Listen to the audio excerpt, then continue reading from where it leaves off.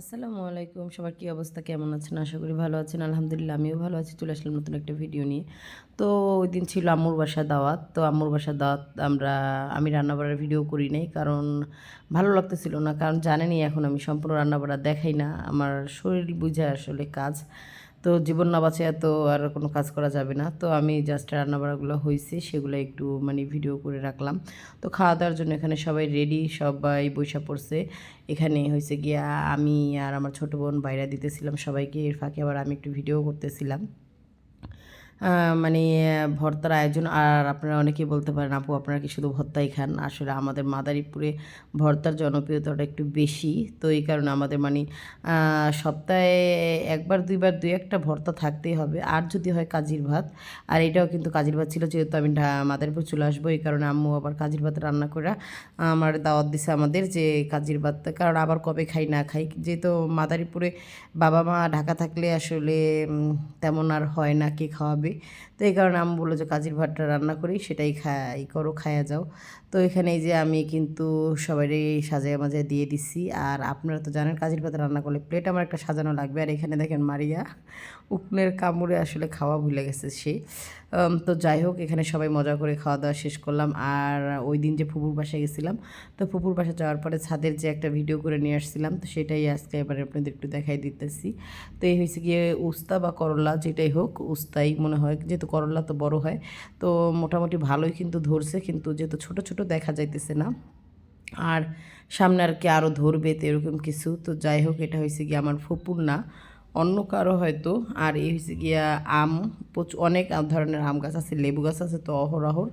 কারণ এগুলো সব হয়তো বাড়িওয়ালাদেরই বেশি। আবার আমার ফুপুরও আছে কিছু। আর এইটা হয়েছে গিয়া ওই যে আমাদের দেশে বলে রুয়াইল, ছোট ছোট যে আমলকির মতো দেখতে, কার দেশের ভাষা কি বলে আমি জানি না।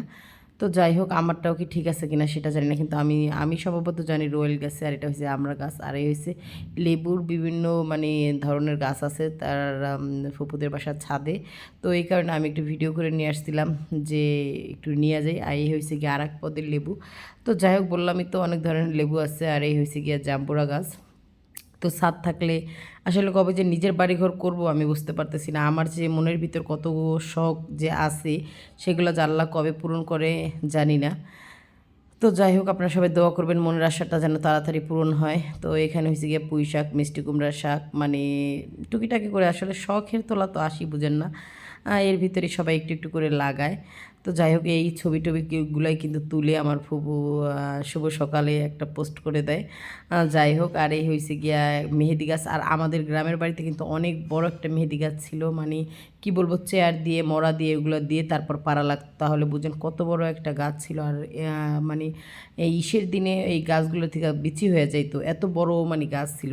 আর এই হয়েছে আমার ফুবু আবার এই যে ময়লা টয়লা দিয়া সার বানাইতেছে, এগুলোর ভিতরে মাটি দিয়া গাছ লাগাইবে। ফুপুর অনেক শখ গাছপালা লাগানোর।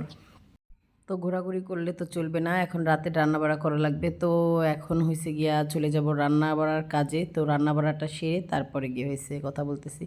তো যাই হোক, এখানে হয়েছে এই যে আমি আজকে রান্না করছিলাম মুরগির পা। তো এগুলো কিন্তু আমি ওই যে একটা দুইটা করে মুরগি আনতে পাগুলো জমাইছি, লাস্ট একত্রে বেছে এগুলো রান্না করছি। আর এই গিয়ে শুটকি দিয়ে লতি দিয়ে রান্না করছি। আমি তো লতি শুটকি ছাড়া লতি ভাবতেই পারি না। আর ঢেঁড়স দিয়ে পাঙাশ মাছ ভেজে মনে করছি, এটা বাচ্চাদের জন্য। তো যাই হোক, এই ছিল আজকে আমার রাতের রান্নাবাড়া। তো কেমন হলো রান্নাবাড়াগুলো অবশ্যই কমেন্ট করে জানাবেন। আল্লাহ হাফেজ।